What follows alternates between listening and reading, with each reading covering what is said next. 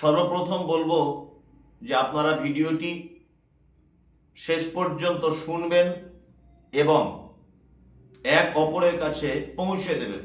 এটা আপনাদের কাছে আমার পক্ষ থেকে বিনীত অনুরোধ থাকলো। কারণ আপনারা জানেন যে ইদানিং সোশ্যাল মিডিয়াতে আল্লাহকে এক বলা যাবে না এ কথা বলেছে মমতাজুল ইসলাম। এই নিয়ে একটা বিশাল তোলপাড় চলছে সোশ্যাল মিডিয়াতে। আর যারা ইউটিউব বা ফেসবুকের বিজনেস করেন বা ইউটিউব চ্যানেল ফেসবুক পেজ চালান, তারা এই সমস্ত কথাগুলোকে আরো সুন্দর করে কাটিং করে করে ছাড়ছে যাতে বিভ্রান্তি সৃষ্টি হয় আর তাদের ইনকামটা ভালো হয়। যাই হোক, আমি এই প্রসঙ্গে কিছু কথা আপনাদের কাছে শেয়ার করব। সর্বপ্রথম আপনাদের কাছে আমি বলে রাখছি, সেটা হচ্ছে এই দেখুন, আমি একটা জলসাতে 2 ঘন্টা মিনিমাম টাইম বক্তব্য রাখি, আর তার থেকে কম হলে কোথাও 1.5 ঘন্টা বক্তব্য রাখি। কোথাও সুবিধা অসুবিধা হওয়ার জন্য 1 ঘন্টা তো বক্তব্য রাখতে হয়। তাহলে আমি যদি 2 ঘন্টা বক্তব্য রাখি, তাহলে মিনিমাম আমাকে 1000 কথা বলতে হবে। ধরে নেন, বোঝানোর জন্য বলছি, আমি 2 ঘন্টাতে 1000 কথা বললাম। 1000 কথার ভিতরে আমার একটা কথা ভুল হতে পারে, আমার একটা কথা মিস হতে পারে, আমার একটা কথা তদন্তর বাইরে হতে পারে, আমার একটা কথা বলতে মিস্টেক হতে পারে, কিছু একটা হবে। এটা হবাটাই স্বাভাবিক, কারণ আমি মানুষ, আমি অন্য কিছু নয় যে ভুল আমার হবে না। আমার ভুল হয়ে যেতে পারে। এবারে মূল বিষয়টা আসি, সেটা হচ্ছে যে আল্লাহকে এক বলা যাবে না যাবে না, এই ব্যাপারটা যেটা সোশ্যাল মিডিয়াতে চলছে, এই ব্যাপারটা আমি যেভাবে বুঝেছি, আমি যেভাবে বোঝার চেষ্টা করেছি, আমি সেইভাবে মানুষকে বোঝানোর চেষ্টা করেছি। এরপরেও আমার বোঝাতে ভুল হতে পারে, আমার তদন্তে ভুল হতে পারে, কোনো সমস্যা নেই। আর কোনো দিনই ভাই যদি আমার এই ভুল সংশোধন করে দেন, আলহামদুলিল্লাহ, তার জন্য আমার অন্তরের স্থল থেকে দোয়া থাকবে।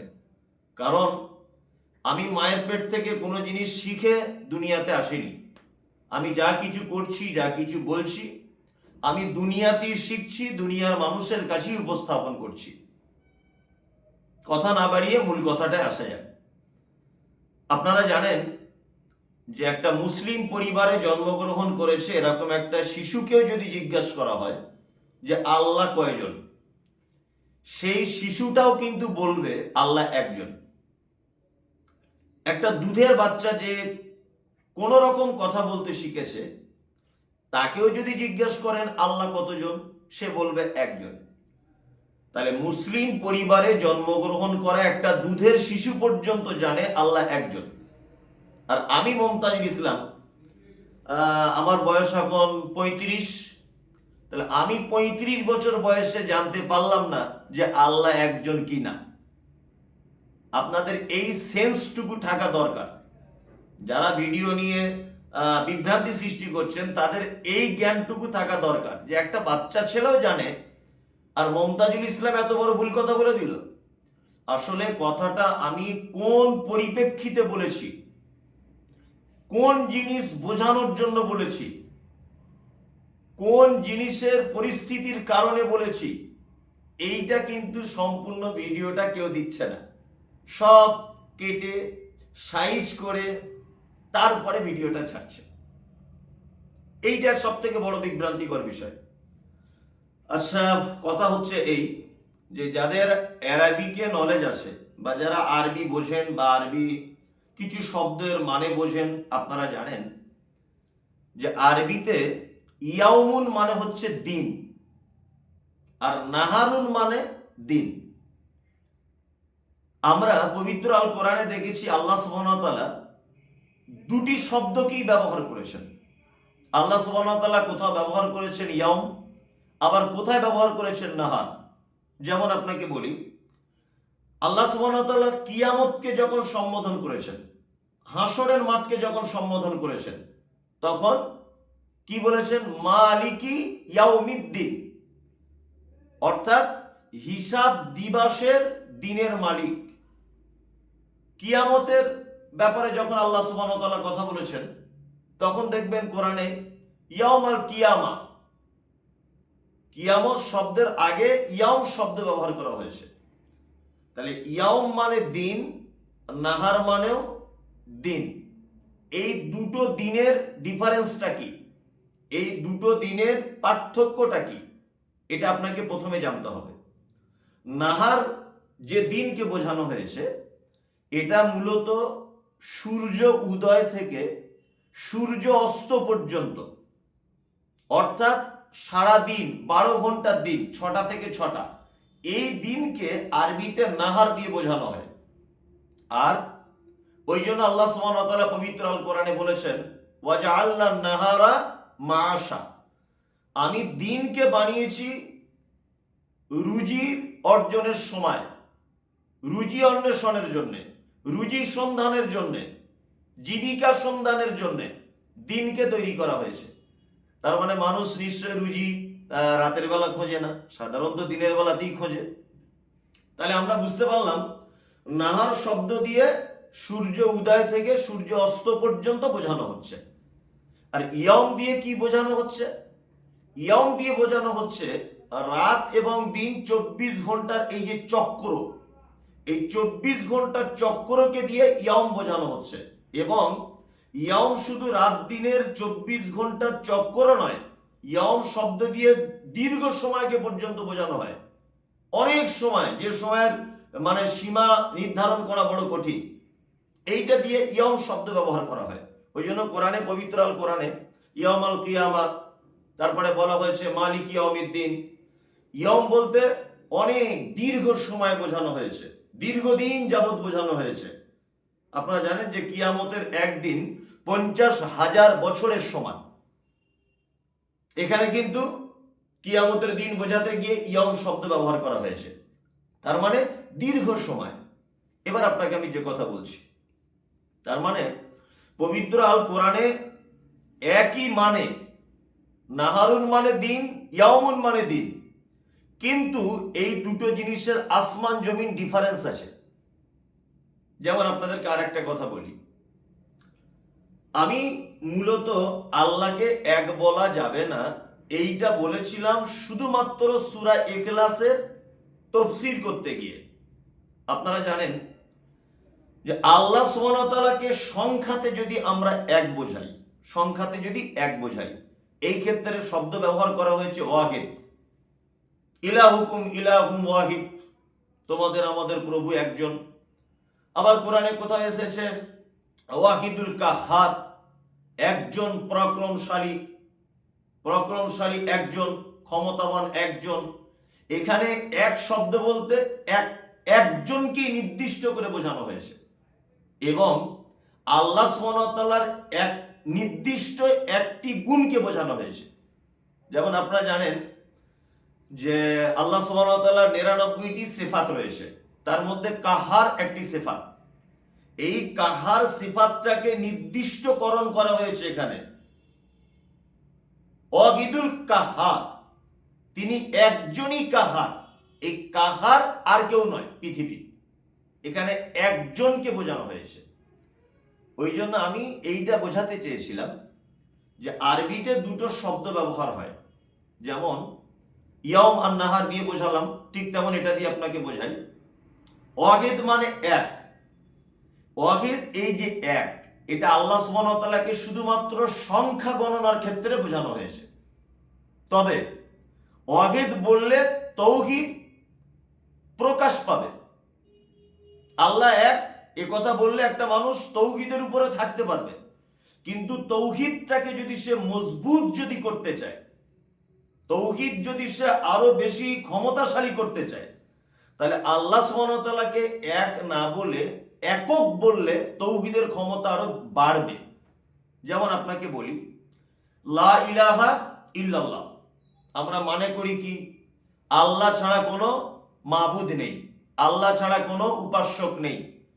কিন্তু উলামায়ে কেরামগণ বলছেন বা বিদ্বানগণ বলছেন যে এখানে আল্লাহ ছাড়া কোনো উপাস্যক নেই, এই মানেটা করলে মানের পরিপূর্ণতা লাভ করবে না। এখানে মানে করতে হবে আল্লাহ ছাড়া কোনো সত্য উপাস্যক নেই, তাহলে তৌহিদ মজবুত হবে। আল্লাহ ছাড়া কোনো উপাস্যক নেই এটা যদি বলেন আপনি তৌহিদ মানলেন, কিন্তু তৌহিদের যে মজবুতি, এই মজবুতির জন্য আপনাকে বলতে হচ্ছে কি আল্লাহ ছাড়া কোনো সত্য উপাস্যক নেই। যেখানে ওয়াহিদ শব্দ ব্যবহার করা হয়েছে, এখানে মূলত কোন জিনিসকে এক গণনা ক্ষেত্রে বোঝানো হয়েছে। তাই আমি এই জায়গাটা পার্থক্য করতে গিয়ে বলেছিলাম যে আল্লাহ সুবহানাহু ওয়া তাআলা পবিত্র আল কোরআনের ভিতরে বলছেন কুল হুয়াল্লাহু আহাদ, হে নবী আপনি বলুন আল্লাহ একক। আমি ঠিক এইভাবে বলেছিলাম যে আল্লাহকে এক বলা যাবে না। আল্লাহকে এক বলা যাবে না কোথায়? কুল হুয়াল্লাহু আহাদ, এইটার মানে যখন আপনি করতে যাবেন তখন হে নবী আপনি বলুন আল্লাহ এক, এ কথা নয়। এইখানে মানে করতে হবে আল্লাহ একক। এইখানে এক বললে হবে না, কারণ ওয়াহিদ আর আহাদ দুটো জিনিসের আসমান জমি ডিফারেন্স আছে। ওয়াহিদ আল্লাহকে এক গণনার ক্ষেত্রে বোঝানো হয়, এবং ওয়াহিদ বললে একটা মানুষ তৌহিদ পালন করবে, সে তৌহিদের উপরে থাকবে। কিন্তু আপনি যদি আল্লাহ সুবহানাহু ওয়া তাআলাকে বলেন একক বা সমস্ত গুণে গুণান্বিত, তিনি সর্বশ্রেষ্ঠ বা তিনি শ্রেষ্ঠ একজন স্রষ্টা, রুজির মালিক, হায়াতের মালিক, মওতের মালিক, আপনার সুস্থর মালিক, অসুস্থর মালিক, খেতে দেওয়ার মালিক, বাঁচিয়ে রাখার মালিক, সমস্ত কিছুর মালিক, সমস্ত ক্ষমতার ঊর্ধ্বে তিনি, এইটা যদি আপনি বোঝাতে চান তাহলে আপনাকে ব্যবহার করতে হবে কি তৌহিদ মজবুত করার জন্য আল্লাহ একক। ওই জন্য আমি এই জায়গাটাতে বলেছিলাম যে কুল হুয়াল্লাহু আহাদ, হে নবী আপনি বলুন আল্লাহ একক। এই মানে করতে গিয়ে আমি বলেছি যে এই জায়গাতে আল্লাহকে কখনো এক বলবেন না, তাহলে মারাত্মক ভুল হয়ে যাচ্ছে।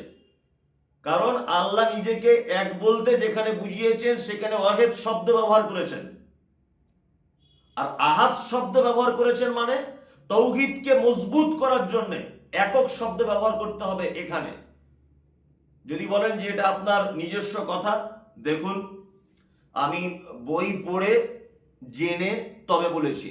প্লাস আপনারা জানেন যে আমাদের বাঙালি বক্তা বলবো না, আমি বাঙালি একজন দায়ী রয়েছেন, শেখ মতিউর রহমান মাদানী হাফেজাহুল্লাহ। শেখ মতিউর রহমান মাদানী হাফেজাহুল্লাহ, আপনি যদি সূরা ইখলাসের তাফসীরটা ওনার কাছে একবার শোনেন, উনি দেখবেন ঠিক এইভাবেই তাফসীরটা করেছেন। বাংলাদেশের প্রখ্যাত আলেম আছেন আব্দুর রাজ্জাক বিন ইউসুফ, ওনার বড় ছেলে আব্দুল্লাহ, উনিও সূরা ইখলাসের তাফসীর করতে গিয়ে ঠিক এইভাবেই তাফসীরটাকে বুঝিয়েছেন।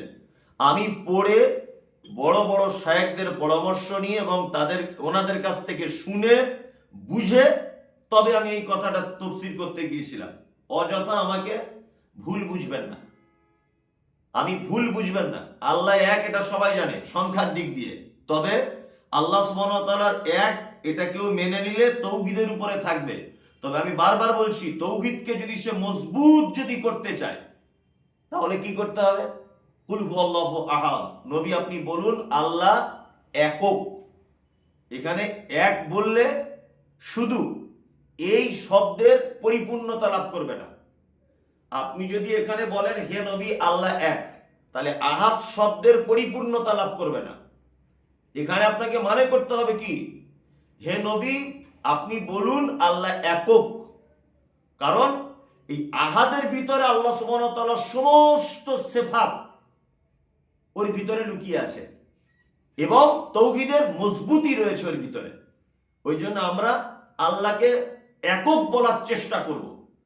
আল্লাহকে আমরা গণনার দিক দিয়ে এক বলবো, কিন্তু তৌহিদের মজবুতি এবং আল্লাহ সুবহানাহু ওয়া তাআলার সমস্ত সিফাত, তিনি সমস্ত গুণে গুণান্বিত, পৃথিবীর সমস্ত ক্ষমতার ঊর্ধ্বে তিনি, এইটা যদি আপনি বোঝাতে চান তাহলে আপনাকে বারবার বলছি বলতে হবে কি একক বা আহাদ। আমি আমার মতো করে বুঝেছি। এরপরেও আমার বোঝাতে যদি কোনো ত্রুটি থাকে অবশ্যই আপনারা আমাকে সংশোধন করে দেবেন। আমি সর্বক্ষণ সংশোধন করতে প্রস্তুত, কোনো সমস্যা নেই, কোনো সমস্যা নেই। আসসালামু আলাইকুম ওয়া রাহমাতুল্লাহ।